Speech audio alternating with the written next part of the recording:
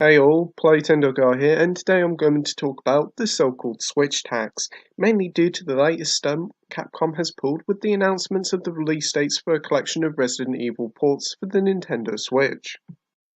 Capcom announced a while ago that a trio of Resident Evil titles, Resident Evil 0, Remake and 4, would all be eventually coming to the Switch. And last week Capcom announced the release dates for the games that were all coming out on May the 21st. Which is fine and that, but here comes the big problem. Each of the games will be a staggering £30 in the UK or $30 if you live in the US, which is an utter rip-off for such old games that can be brought on pretty much any other console. Games on Switch are notoriously known for being much more expensive on the console due to the fact that the games are on a cartridge instead of a Blu-ray disc, which is apparently much more expensive to produce. Here's the caveat: over here in the UK at least, each and every one of these three games will be digital only, and in the UK and Europe there'll be no physical version of any one of these games. Now I could understand if the games had a physical version, then the high price could be justified to an extent.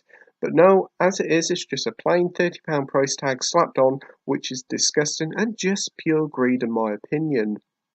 Our friends in the US, on the other hand, will be getting a retail release of the Origins collection that bundles Zero and the remake in one package, but you only get one game on the cartridge whilst the other is on a download code.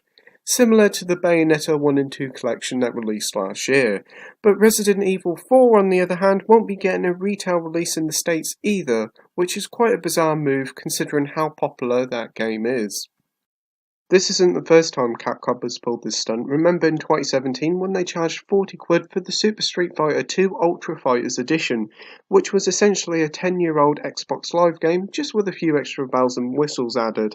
Reviews for the games were pretty stingy, mainly criticising the price. That being said, the game sold quite well as Capcom called it a smash hit. Capcom pulled the same stunt last year with the Street Fighter 30th Anniversary Edition. The game came out on PS4, Xbox as well as the Switch. The PS4 and Xbox versions were on each console's respective store for $29.99, but you could get a retail version at launch for as low as $21.99. But the Switch version retailed on both the eShop and physically for an astronomical £45, which is utterly ridiculous.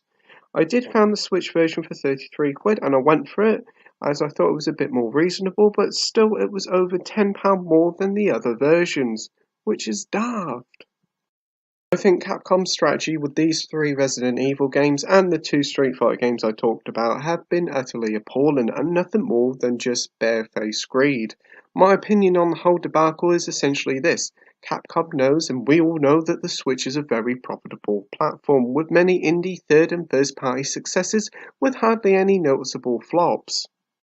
Switch sells and Capcom knows Switch gamers are hungry to play their favourite old games anywhere thanks to the Switch's portability. And thanks to the huge success of Resident Evil 2 on other platforms, Capcom knows there's a market for Resident Evil on the Switch, so they're taking advantage of gamers' thirst for these games by hiking up prices by a sizable amount. Let's compare these games on other platforms. Resident Evil 0 and Remake was released in a double pack called the Origins Collection on the PS4 and Xbox One in 2016, and it retailed around the £25 to £30 mark, which is a price just for one of these games alone on Switch. As for Resident Evil 4, to download the game on PS4 it's $15.99, whilst I picked up a retail copy for 20 quid at UK gaming retailer Game. Again, this is quite a fair bit of difference to the Switch version in price. The PS4 digital version is nearly 50% cheaper. So to buy all three titles on the Switch, you just get 3 pence from £90, an eye-watering amount for such old games. It's staggering how brazen their markup for these titles are. It's not like these games are hard to port over. They're all old games. Each of these games all originated on the GameCube, and all the PS4 and Xbox One versions did was up the resolution, textures, essentially just doing the basic porting techniques. For as greedy as Capcom is with these three Resident Evil games, we see them release Okami, Capcom Beat 'em Up Bundle, and the recent Onimusha, all being priced at reasonable levels.